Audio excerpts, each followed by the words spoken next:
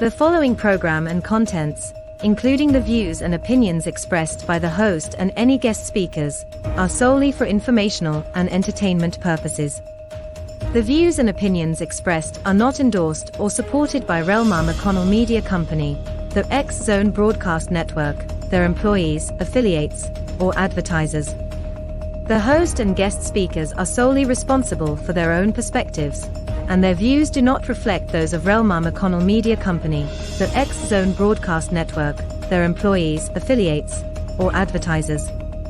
The information provided in this program should not be considered as professional advice or as a substitute for professional consultation. Listeners and viewers are encouraged to form their own opinions and seek independent advice when necessary. Relmar McConnell Media Company, the X-Zone Broadcast Network, their employees, affiliates, and advertisers hereby disclaim any liability for any claims, damages, or losses incurred as a result of the information presented in this program.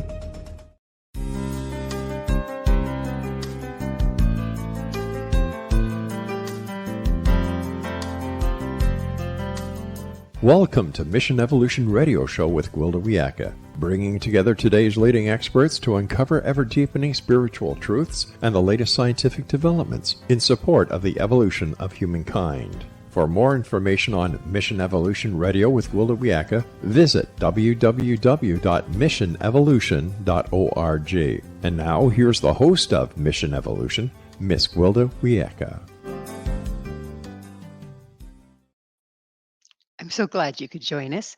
Mission Evolution Radio TV show is coming to you on the X-Zone Broadcast Network and the X-Zone TV channel, divisions of Relmar McConnell Media Company, with studios and corporate offices in St. Catharines, Ontario, Canada. This hour, we'll speak with a Navy SEAL on personal transformation. Education comes in many forms, but one of the most impactful is personal life experience. With us this hour to discuss what he learned about life, resilience, and transformation is Steve Giblin. Steve is a retired Navy SEAL Master Chief. After a one-year tour on the carrier USS Ranger, Steve was granted orders, basic underwater demolition training, where he became a Frogman, aka SEAL. He spent 26 years in the SEAL teams and conducted more than 1,200 military parachute drops. He was a Command Master Chief at 2 Naval Special Warfare commands, then rounded out his career as Master Chief and Operations Master Chief before retiring in 2009. His website, walkinginmud.com. Steve, thanks for joining us on Mission Evolution. Thank you, Gwilda. I appreciate you having me on. It's nice to see you again. I've always enjoyed working with you. Thank you. Same with me. Steve, you've had a pretty impressive military career. Only some of it I was able to mention in the intro there. And I want to thank you for your service. Thank you. I appreciate that. So, speaking of service, what does service mean to you? Service, when I first came in the military, it didn't really resonate with me what service really was at that point in time. Of course, I was just a teenager, but as time went on and realizing just how important service was, it became more and more impactful to my life and in the assignments that I chose, of which one of the commands that I went to was responsible for hostage rescue in case American citizens overseas were taken hostage. Our job and our counterparts' job was to develop a plan and go and rescue them if need be. That is what became really important to me with regard to service. And that is why I chose to go to that command, was for that specific mission in itself. Service to me became more and more towards the country and my fellow countrymen as time went on. So, what had you joining the Navy SEALs to begin with? What was your motivation there? I wanted to continue in the military. I liked what I was doing in the military. I liked being in the Navy, and but the aspects of being able to go further and deeper into a more specific field, that's what attracted me to them. Not to mention the fact that they did a lot of really cool stuff. Of course, I was still a teenager, so that's what really, kind of attracted me. I wanted to stay in. I wanted to continue in the military, and that was my way of doing it. It seems like being a SEAL is a pretty high risk job. What's the average career length in the field? Oh, it varies. There's a lot of guys that they do their initial tour and then they get out because what I always call their circle's complete at that point. They've done they completed this challenge to them, their personal challenge. They served their country and they deployed overseas, and that was it for them. And for others, it's it might continue on a little bit longer.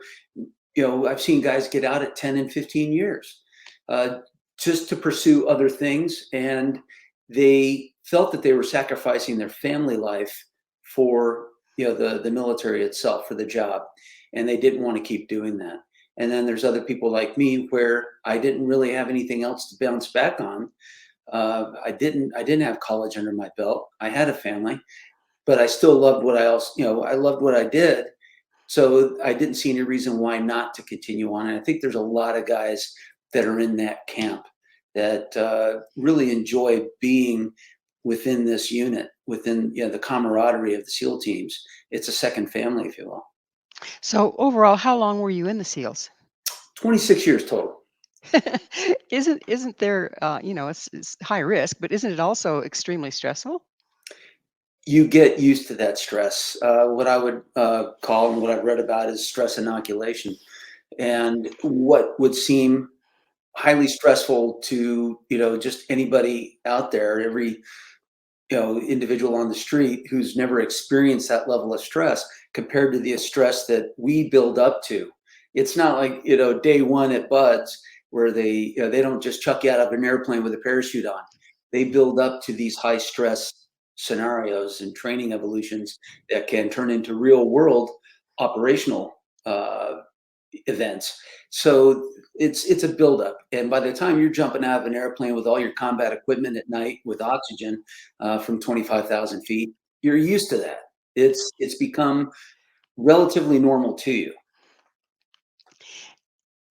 Did coming back from that, so say when you're retired, we're going fast forward quite a few years here, but did coming back from that, was that difficult for you? Did you find that you were so used to the high stress and that it was a bit of a letdown? I wouldn't say a letdown. I would say it was. I would liken it to jumping off a bullet train. A fast moving train, and you're traveling at a couple of hundred miles an hour, and you're coming to a stop. The what you really miss is the family, the family of the SEAL teams, the family of the military unit that you're in. A lot of military members go through this because it's a culture unlike a lot of other cultures that you get used to, and you develop very close bonds with the people, the job. So it was hard getting used to. Fortunately for me, I took a job right out of retirement into almost an identical situation, but as a civilian. And I was still working for Naval Special Warfare, which to me, that was part of my transition of retirement and going into civilian life was continuing working for the same community that I lived in for so long. And So just to continue living in it. it seems like maybe you built up to the stress and then you did the same thing back in reverse. Absolutely. Absolutely. And so that was another 10 years of kind of notching down from, the 26 years of, that whole buildup and of being in active duty. I would say, honestly, it took me the better part of that 10 years to kind of come down from it all. And, my expectations of people and of, coworkers and things like that. When I first retired, my expectations were really high because I expected everybody to perform just like my teammates did. And reality was, and my wife would remind me of this, is they're not all that way. Not everybody is wired that way. And not everybody lived in the environment that I lived in for so long. So, that is a taper down. Absolutely it is.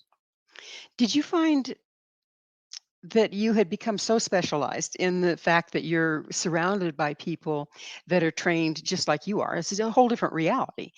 Did you find that it was frustrating for you to deal with people that weren't in that reality when you started retiring? Yes, initially. As I started to understand this and kind of wrap my brain around, okay, not everybody is like me. Not everybody is like my teammates. So you kind of make a change, that personal transformation that you kind of, it's like a sine wave. It's never linear. It's a sine wave of sorts, and you have peaks and valleys of personal transformation. And what a lot of people don't realize is, you have to make those changes throughout your life, no matter what it is you're doing. It doesn't matter if you're a SEAL or if you're, a person that's working at Home Depot or, a corporate executive or something like that. These are changes that you have to make in order to continue to survive and thrive in any society. Do you find, and we're just about out of time in this segment, but did you find that people that have been confronted with a lot of challenges, like what you intentionally exposed yourself to, have more resilience and that then translates into the way they deal with life? I think so. And I don't want to be dramatic about it, but being in high risk situations, the majority of that 26 years, whether it be training or deployments overseas, you are more resilient. And when it comes time to coming home and, let's just take, for instance, driving in traffic, which is always a great analogy to me because of things like road rage and the way people drive and, these, accidents that we always see, you know, you see a lot worse overseas on deployments in a combat zone. And so when you come home and you see something like this, unless somebody dies or gets, maimed or, seriously injured, it's really not that, that crazy or that high, high stress to you. It's like, okay, well, somebody had an accident. Let's not let it ruin our day, that kind of thing. So. Well, it is time for us to take that station break. Steve and I will return very shortly, so don't go away. This is Mission Evolution, www.missionevolution.org. If you were to die tomorrow, what's really important today? With us this hour discussing the deepening perspectives gained from adversity is the author of Walking in Mud, Navy SEALs 10 Rules for Surviving the New Normal, Steve Giblin. Steve, we were just talking about how when you are confronted with life-threatening situations on the frequent, it kind of puts everything else into a different perspective. What did you learn from that? It's you tend to, and I don't want to say minimize, these, near accidents or things like that people experience almost every day. Sure, my heart rate will spike. Something crazy happens on the interstate or on any kind of street, and you almost experience an accident. But my heart rate actually goes down a lot quicker than some people who might stay agitated or upset for the remainder of the day, well into the night, maybe even lose sleep about it. I won't lose sleep about something like that unless, of course, it elevated and there was something more serious that happened. Does being desensitized, does it make you insensitive? Can you go too far the other direction? At times, I think you can. There's, again, you need to, that personal transformation where, you realize what's really important in life. And one of those things is as you leave the military and you transition into the civilian world. And I talk to guys about this all the time. We always have these conversations about how family has become very important to you. And these things that you get involved with, your family, your kids, and now for me, grandchildren, they really become your central focus. And you aren't desensitized. You're able to kind of take things in stride, I think sometimes a little bit easier than, the average person might be. And I'm not saying I'm above average, not by any stretch of the imagination. But what is different from people from my background, and I'm not just talking about SEALs, but anybody that's led a high risk life, and this could even be, pilots, firefighters. Firefighters experience these kind of things every day. The high risk situations, but it's putting things into perspective and being able to shift gears. And again, that personal transformation, you have to make that cognitive decision that I'm going to move into this direction. These are the changes that I'm going to make. And if it means, I'm going to pay more attention to my kids than I used to, then that's what you have to do. And it's a journey and a destination for anybody that's going to do this. So I don't think we are emotionally checked out. I think actually we do become more emotionally invested into relationships. I know I am. Well, when it can be snatched away at a moment's notice, it always can, but when you're in a high Sure. risk situation, that's really in the forefront, isn't it? Absolutely it is. So, we've become a kind of a lazy culture. We've had it pretty easy for a long time. And then interstage left the pandemic, the weather changes, the earth changes, the, economy, et cetera, et cetera, et cetera. Now, these are different kinds of threats. But when you watch some people just kind of lose their stuff over it and wonder, what are you going to do when something real happens?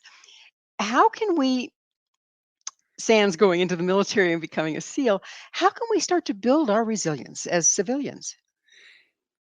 By taking a look at what it is that we are genuinely losing sleep over, and is it, and you have to ask yourself, again, what I was trying to make the point of saying was, about the personal transformation is you have to make this decision of, why am I getting so upset about certain things? And I've met people that refuse to talk to another member, or a person that's a member of another political party, because they feel that their thoughts are different than theirs and that they could never be friends. And what I've seen is, if you actually introduce people to each other without any kind of political affiliation or even talking about politics, and you could even make it a rule, same thing with religion, and you say, let's just talk about things, let's just talk about life, and you have way more in common than anybody ever imagined. And when the time when we came the closest together as a nation, the most unified, was 9/11. Same thing happened with Pearl Harbor. And the unification of the country, politics completely went aside, and it was about the nation and our fellow Americans.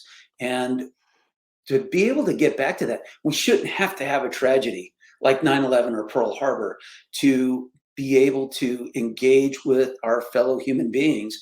And actually, you will honestly see things de-escalate. And the economy comes and goes with politics. I'll put it that way. And how other world events might shape what it is we're doing and what we think.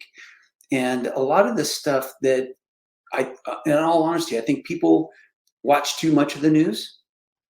I think sometimes they read too much into what is being said, or what what is trying to be accomplished.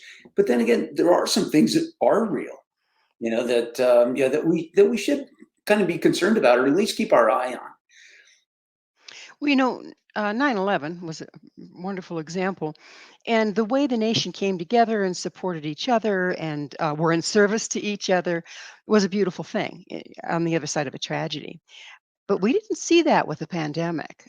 We saw toilet paper hoarding and mask wars and Lord knows what else. What makes the difference there, Steve? Uh, it was that is an excellent question, and I think still trying to wrap our brains around what it is that happened. You can't really explain the why. Hey, at the end of the day, it happened, and what are we going to do? to come together as a country and to try to beat this thing. And there were just way too many, oh gosh, the theories of, well, this was by design all along, by the government, or by the Chinese or whoever. What we do know is that it was a virus that spread throughout the world, and what are we going to do to combat it? And the interesting thing with all the mask mandates, and I think really the masking is what decreased the spread of the virus to a level that, I mean, it was not manageable. I mean, we did miss, it wasn't managed as well as what we hoped it could have been, but that was hard. Nobody expected that. Hospitals weren't even designed for this. But an interesting thing was, excuse me, the common flu, the common cold for that 18 months, or, especially the first year, those incidences went way down. They took a nosedive. And that's what people, kind of didn't really see was, oh, masks don't work. Well, you look at what you can go onto the CDC website and see what the flu, the common flu, the common cold, and what those were. I mean, it was an extreme downward trend on just those alone. It was sad to see people getting into fights over wearing masks, getting the vaccine, things like that. It was really sad to see. And again, I'll go back to, what's important here, and what is it that we're doing? What is it that we're thinking? And another thing that people may not understand is somebody that's extremely upset about something like this, there might be something else going on in their life. I was going to say, what are you going to do when something real happens, right? Right. The real is happening out there, and I'm concerned whether or not I have to put on a mask or any other thing. It doesn't have to be the pandemic. I mean, it's like we take. You talked about the buildup to a situation, and we haven't had any buildup, and all of a sudden we're dumped in the middle of it, and it doesn't bring out the best in a person, does it? No, it doesn't. No. So how can we build ourselves up? And you do that buildup, like I said, sans being in the military and having help with it. Something that my wife and I did, and we made a decision that we were going to just kind of squat and hold at home, if you will, and make sure that we had the things that we needed.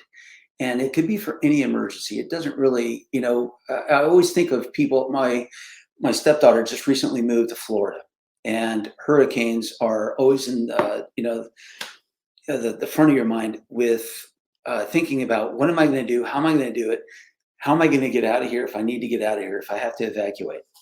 And that should be kind of life in general. Kind of, you don't want to what if all day on every little thing, but we should do it. God, even getting in the car and driving to work, you're thinking, okay, what if the interstate is jammed? What's my alternate route? Right? And you can do that with life. It's okay, this is jammed up. What am I going to do for my alternate route in life? And am I going to get overly excited about it? It doesn't work being upset and overly excited. You don't think clearly. So you're talking about being proactive in life, and weren't you trained to be proactive as a SEAL? Yes, proactive, not reactive. You're underneath the water. You better have a plan. Yeah. Well, and not panic. Not panicking unless you're absolutely, things have gone completely terrible. My dive buddy and I, one time, we were just doing a training exercise. We were underneath a large ship, and my dive rig, my closed circuit dive rig, was off gassing in such a way there was something had gone wrong, where I had gone through all of my air, and we were underneath a large ship, and there was no time to panic. There was no shooting up to the surface. So we immediately went into buddy breathing, where he would take a breath, pass his regulator to me, I would take a breath. And then now it was, without even communicating to each other, we knew that we had to exercise an emergency surface and, get out from underneath the ship. before we sucked all of his air out of his closed circuit rig. So, it's, you don't expect people to all react like that, but if everybody had a little more forethought and didn't become reactive but were proactive, I think that would lessen a lot of what happens. Well, it's time for another station break. Steve and I will be right back to continue our discussion. So you stay right there. This is Mission Evolution, www.missionevolution.org. This is Mission Evolution, missionevolution.org. What happens when life blows up in your face?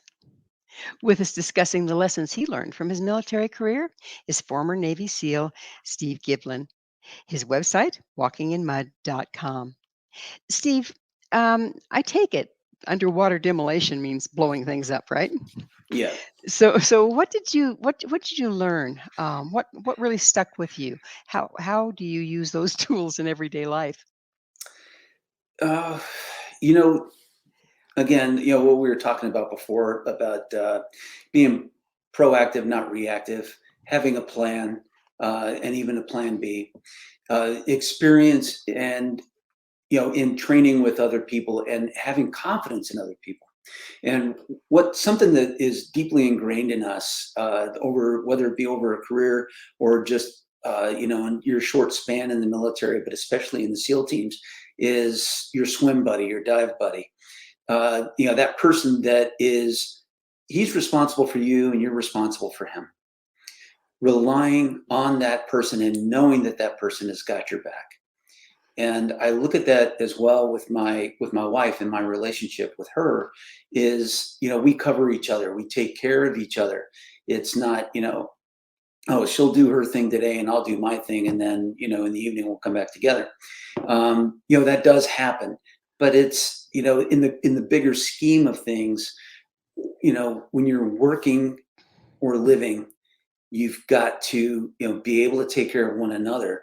And then as parents, taking care of our team, right? The kids and now the grandkids, and ensuring that everybody is, good to go, but also having that faith in your, fellow man that, don't think the worst of them until they do something bad. There's a lot of great people out there, and they'll do the same for you. They will watch out for you, just like, I will watch out for anybody else. Do you feel that kind of loyalty can automatically develop? I mean, you were in kind of like a subculture in the military where you were trained and you were trained in contingencies and you all were on the same page.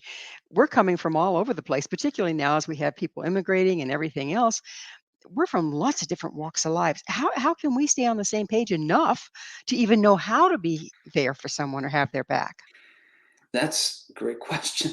It starts with these concentric circles, and who's in your innermost circle, and then lying outside of those, and who you can trust and who you don't think you can trust.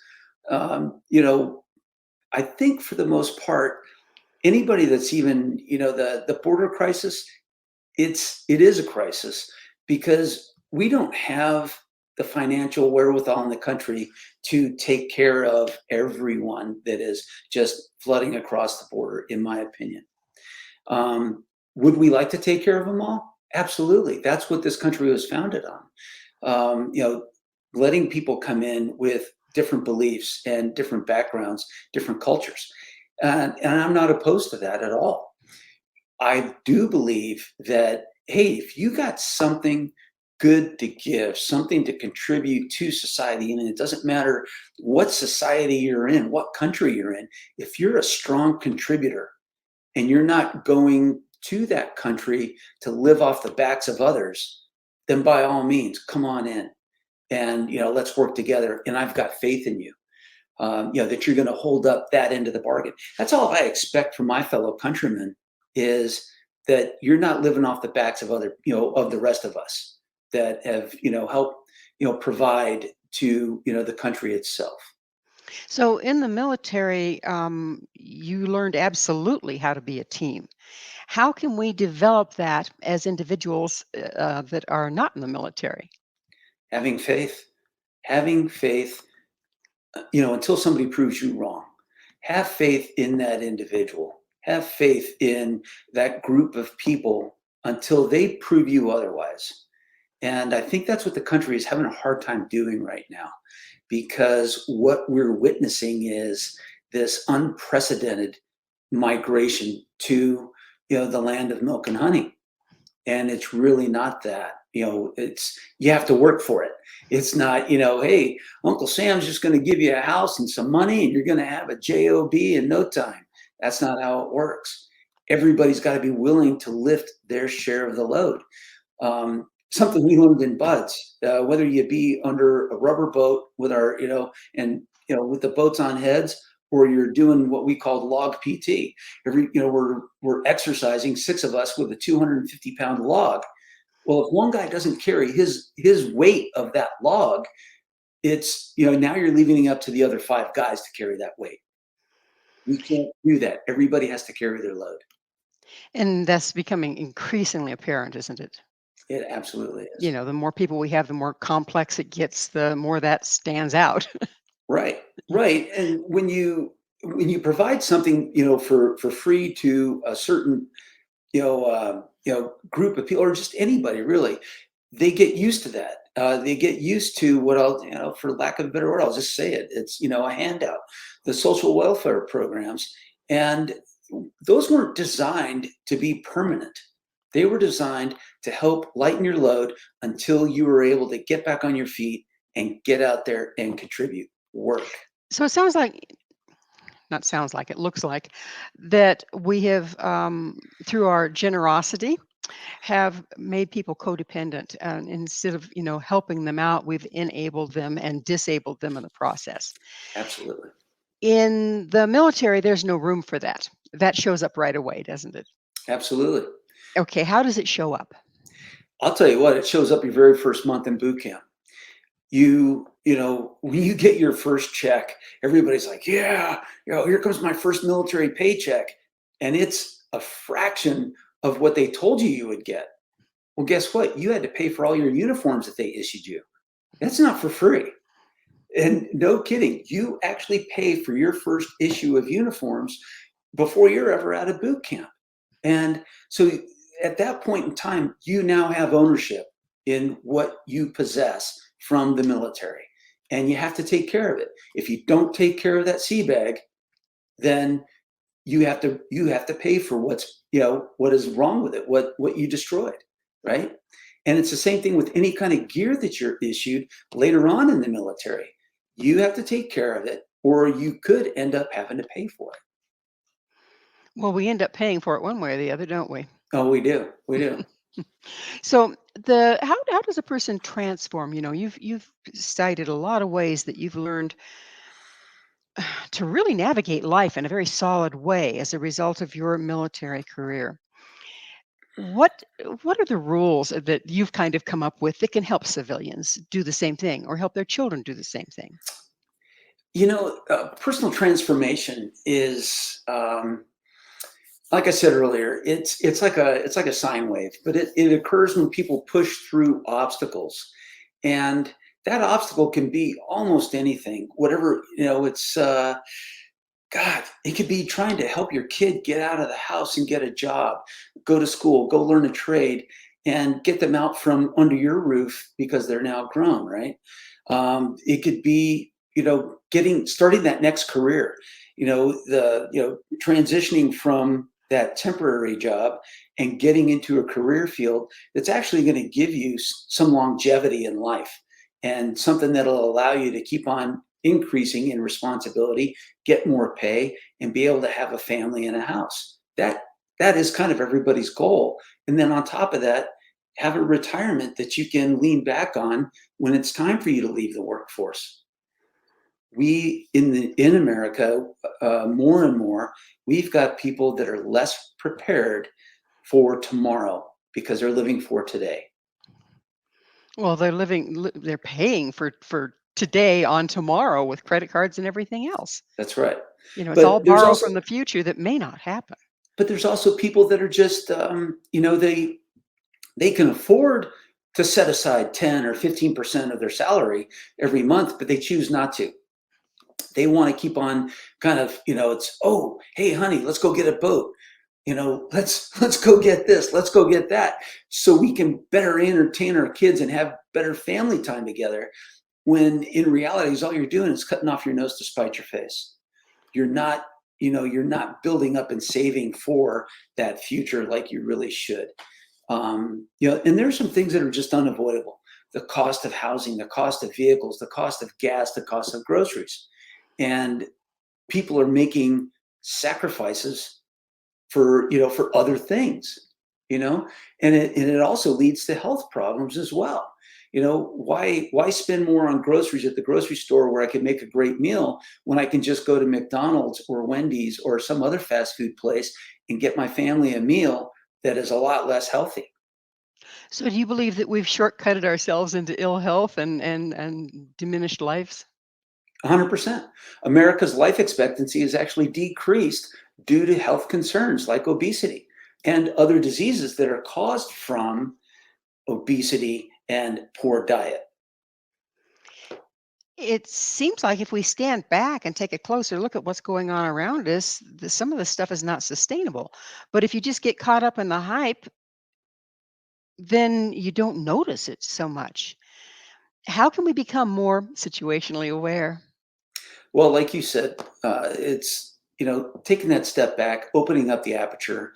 And again, what we were already talking about earlier was being proactive and thinking about what it is that I can do for tomorrow or the next hour, or, getting in the car and driving. Is it a good time to get in the car and drive? I'm about ready to go into rush hour. No. Why is that? Well, it's going to cause a lot of stress. It's going to take me longer to get to, from point A to point B if I don't have to do it. Willingly and conscientiously setting ourselves up for that stress, we need to think ahead and not do that. It's, I know I make it sound easy, but it becomes this cycle. If you work at it and you practice it, it then becomes second nature. So you're not caught flat-footed, basically. That's right. It seems like most of us are caught flat-footed most of the time. I think so. And, this, when people decide that they want to make a major change in their life, unfortunately, it sometimes comes down to a medical emergency. You take, for example, I've watched people that have, my own stepfather, when I was young, was diagnosed with stage 3 cancer. Mm. And right that day that he was diagnosed with stage 3, he quit smoking. He was a 2-pack a day smoker, and he Goodness. quit smoking. And if his doctor also would have told him, hey, the alcohol doesn't help either, he might have stopped drinking as well, right? Well, we're going to have to leave this as a bit of a cliffhanger because it's time for another station break. All right. Please stay with us as Steve and I continue to explore survival in our challenging times. This is Mission Evolution, www.missionevolution.org. How can you become more effective in everything you do? This is Mission Evolution, missionevolution.org. We're continuing our discussion with the author of Walking in Mud, Steve Giblin. Steve, you came up with 10 rules for surviving the new normal, I think is the way you stated it. But we're all trying to survive here and we're very ill-equipped, given that we don't have the background that you do. So what are those 10 rules and how can we implement them? It starts with pride in yourself, your team, and really taking pride in what you do, pride in your job, your family. And the kind of, if you can't do that, then maybe you need to look for another profession or something like that, or just take it, like you had said earlier, take a step back. Loyalty, not just in action, but also in word.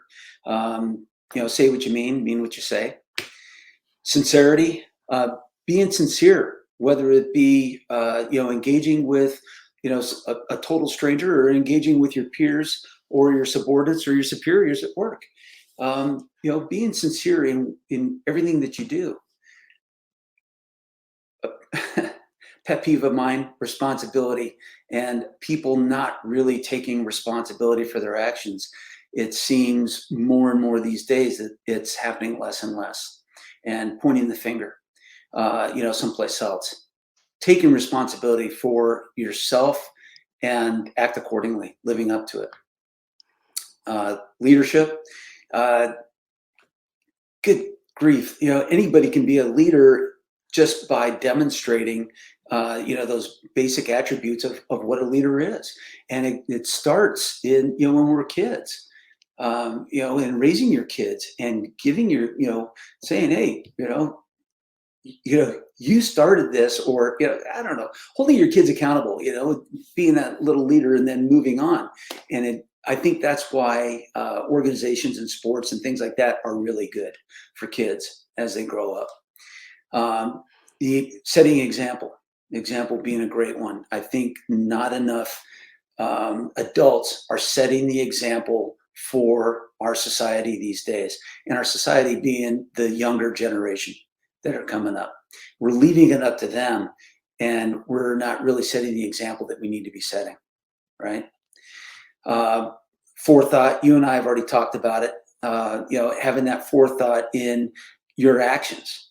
What am I going to do today that's going to make things better, whether it be for my family, for my job, or society in general? Am I going to drive like a jerk on the road today? Or, am I going to behave myself and not honk my horn and develop some road rage? I don't know. Fairness, the golden rule, treating other people the way you want to be treated. Gee whiz, I think that one is lost on a lot of society these days. And there's one of them, which I think might be hard, number 9, for people to maybe wrap their brain around if I just say it like it's written on the paper, but seamanship. And it's being a competent seaman. Only a man who's a competent seaman can truly command respect.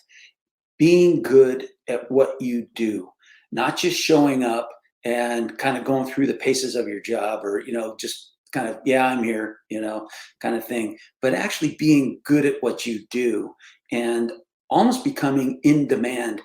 If you could become that go-to person, you then have become a competent seaman, right? And then, of course, last but not least is common sense. And the old adage is common sense isn't so common anymore. I think it's always been that way among general society about common sense. It's just taking that step back, taking a breath, and realizing that, having the common sense to do something that is safe and easy. Again, it's texting and driving, or texting and walking. You kind of lose your faith when you see people that are doing something, that distracted, whatever it is. I saw somebody on a freaking, an electric scooter moving along at 15 miles an hour. And I thought, wow, well, that kid's got his act together. He's doing great. And he's moving along. And all of a sudden he pulls his phone out of his pocket, and he's already developed these habits that, that's not exercising common sense. Because that's going to translate into being behind the wheel and doing the same thing. Do you think that common sense has gone by the wayside when we got further away from life? Okay, so we live in an artificial reality, in cities and with our cell phones, and computers, and all that Social stuff. media. So yeah, exactly. But if you're like a farmer, or you've been out and you see the way life works, you see what you need to prepare for when it's fall, pulling the firewood. I mean, these kind of things isn't really aligning with the way life works. Isn't that where we develop common sense? It is, but it's also, from the example that was set by our, our parents, our grandparents, those kind of things. Those people that have imprinted on you. Those are the people that help create and instill common sense, and everything else that's on those 10 essential qualities. What Commander Kane typed out for the team back in the 1950s, that can almost be right from the page of the Boy Scout book. Or, it's really pretty simple when you break it down, step by step. Each one of those 10 rules, those 10 essential qualities those are really kind of those are rules for living life in all reality. So, again, we've kind of comforted ourselves into a false state of being where we don't have resilience, we don't have common sense, we don't have forethought. Can we turn that around by presenting ourselves with challenges to overcome? Yes, we can. Small challenges are always the best way to start. But if you have an obstacle that's gotten in your way, instead of complaining about this obstacle, excuse me, figure out a way to get through it, over it, around it, whatever you have to do. These, there are only a few obstacles in life that you're not going to be able to navigate around. At that point in time, you have to live with it. But you'll figure out a way to live with that challenge. And I think you're right. I think we kind of just throw up, it's become too easy to throw up our hands and just quit. And we can't do that. The kind of challenges that I was kind of alluding to is like putting ourselves in intense situations, learning to skydive, going backpacking, stepping out of our comfort zone. Can that help us develop resilience and forethought and common sense? Definitely. Definitely. Let's, those examples and more. I mean, I wouldn't expect anybody to just go and jump out of an airplane. It's not really the best, habit to develop unless you really want to get good at it. But like you said, the backpacking, the riding a bike. I watched my nephew came to my house one time. He was in his mid-teens, and he actually didn't know how to ride a bike. He came to visit me, and so my other nephew, his younger brother, he and I taught him how to ride a bike. And by the time he was done with the visit, he had overcome that obstacle and actually that fear of he had actually developed a genuine fear of not being able to stop and getting hit by a car. Mm. And so by giving him the tools to do that, it helped him break through that barrier. Stepping out of your comfort zone. That was what I did when I joined the military. I had absolutely no idea what I was getting into. I was 17 years old, and I took that leap of faith. And I wouldn't even call it a calculated leap of faith. I went into the recruiter on a Tuesday, and the following Monday I was in boot camp. Not really, kind of just, sitting back and taking a look and doing an analysis of it. I did it in a 1-week stretch, but it paid off for me because I took that leap of faith. And it wasn't something dangerous, have that confidence that you can do something, whether it be small or large, quitting a bad habit, developing a new habit. I see people every day in the gym that they look like to me that they've never been in a gym before, but hey, you know what? They're there, and they're trying to break through this obstacle and this challenge that they have. So it's this time in the show that I get to ask you, Steve, what's your mission? If I could have an impact on one human being's life, just one person, and make a difference, that's my mission. Well, I'd have to say you're accomplishing that one. I hope so.